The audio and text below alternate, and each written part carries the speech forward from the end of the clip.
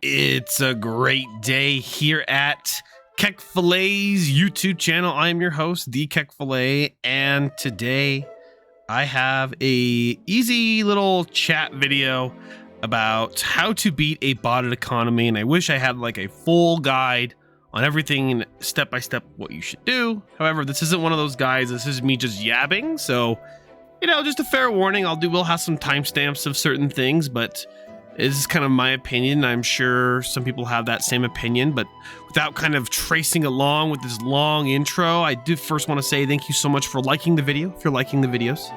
Thank you so much for subscribing. We have over 200 subscribers now on this channel. It's only been active for a few weeks. And make sure you guys share this video to your friends so they can get all that great value out of their Warcraft lives. So without further ado, let me jump into the goo. How to beat a botted economy. Now, if you've been on Season of Discovery at all on any popular server, you'll see a lot of bots, an insane amount of bots.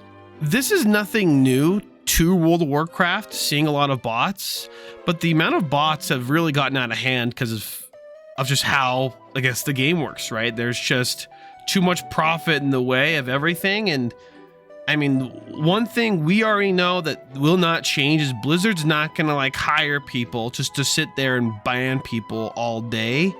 And it would be, very simple, right? To do that but ban, but I don't know how long that would take. Regardless of that, that's not going to happen. So now we have to think about how can we profit the most and deal with being in an economy with a lot of bots. But we have to think, what are the bots really farming? There are a ton of world bots out there that are just farming herbs, and they're farming leather and farming just kind of whatever's capable for a bot to do. And there's a lot of instance bots, and I feel like the main thing that they're farming is just raw gold. So raw gold, items, things of that nature. And we have to kind of think forward, what exactly do we have to do to farm? Because every time I go out to farm right now, I think, wow, this is not worth my time because it's already being so saturated with bots. I can't even sell this, or why am I farming raw gold because of that, right? And I think honestly the best way to go around this is consumables, or even future consumables, or getting things ready. And the main thing is it makes it kind of really silly just organizing things like that. But consumables, where essentially the gold buyers will buy the gold, and then when they go to their raid, they're just going to pay you for it, right? So essentially it's inflated, but you're going to be able to capitalize on things like potions, weight stones, bombs, things of this nature. And these things are going to be a very competitive high market for any server, to be honest. But I do want to say specifically for the PvEers out there, there are so many PvEers that don't want to farm right now. They just buy gold because, well, what's the point of farming when the bots are farming?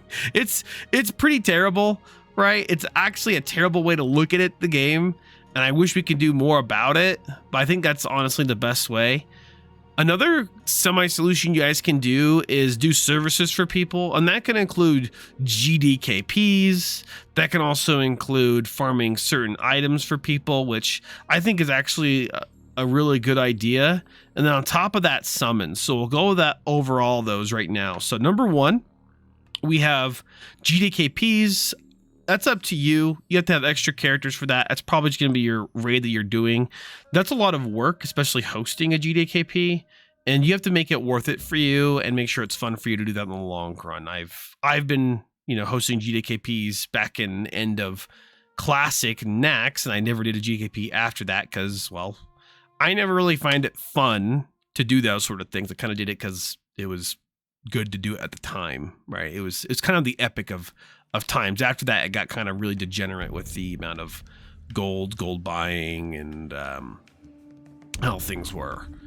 And then the second thing I believe I said was farming items or services for people. So like I'm able to solo farm an item that's like pre-bis for somebody.